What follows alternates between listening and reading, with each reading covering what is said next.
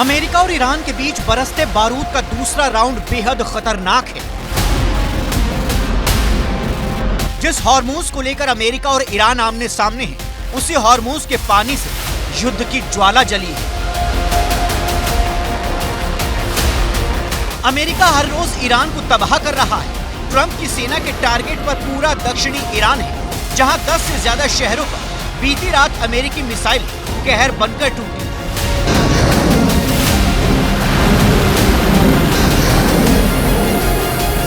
अमेरिकी सेना की सेंट्रल कमांड ने ईरान पर हमलों की पुष्टि करते हुए ये कहा है कि ये हमले राष्ट्रपति डोनाल्ड ट्रंप के आदेश पर हो रहे हैं, जिनका मकसद हॉर्मुज में जहाजों पर ईरान के हमलों को रोकना और ईरान को कड़ा सबक सिखाना है। अमेरिका अब हॉर्मुज को ईरान के चंगुल से आजाद कराने के लिए अपने सबसे घातक लड़ाकू विमान F-22 रैप्टर के साथ हमले कर रहा है। चौथी पीढ़ी का ये विमान रडार की पकड़ में नहीं आता। रैप्टर के हमलों से ईरान में भारी नुकसान की खबर है। दूसरी तरफ ईरान भी खाड़ी देशों में अमेरिकी बेस को टारगेट कर ड्रोन और मिसाइल हमले कर रहा है।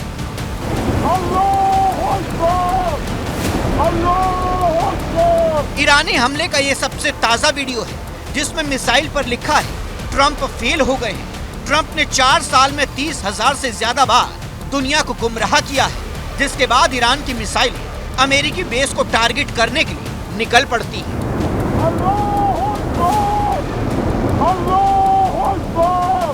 ईरान के टारगेट पर बहरीन है, जहां अमेरिका की 5वीं नेवी फ्लीट तैनात है।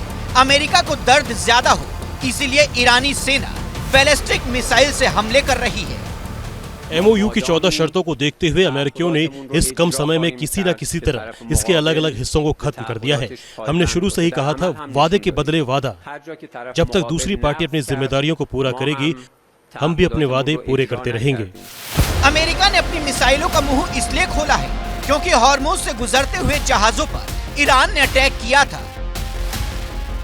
दूसरी तरफ ईरान ने हॉर्मुज स्ट्रेट फिर से बंद करने का फरमान जारी कर दिया है।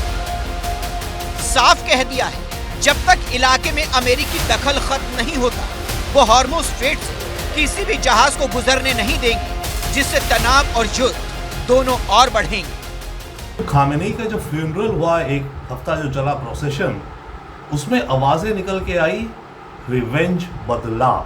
उसके चलते मुझे लगता है कि ईरान अब अंदर स्ट्रांगली इस जंग को लड़ेगा और उधर अमेरिका पूरी की पूरी ताकत शायद इसमें डाल देना चाहता है कि स्ट्रेट ऑफ हॉर्मुज तो हमारा ही होगा। अब इन दोनों हार्ड पोजीशंस के बीच में लगता तो ऐसे है कि ये जंग बड़ी और भड़केगी। इस बीच दावा किया जा रहा है कि रूस का डूम्सडे प्लेन ईरान की राजधानी तेहरान में उतरा है। ये दावा दुनिया भर में उड़ रहे विमानों की रियल टाइम लोकेशन दिखाने वाली वेबसाइट फ्लाइट रडार 24 ने किया है। ये वही प्लेन है जिसे प्रलय के दिन इस्तेमाल होने वाला प्लेन कहा जाता है। अब सवाल है कि क्या अमेरिका और ईरान की इस जंग में रूस एंट्री कर रहा है? अगर ऐसा हुआ तो ये दुनिया के लिए बहुत बड़ा संकट होगा।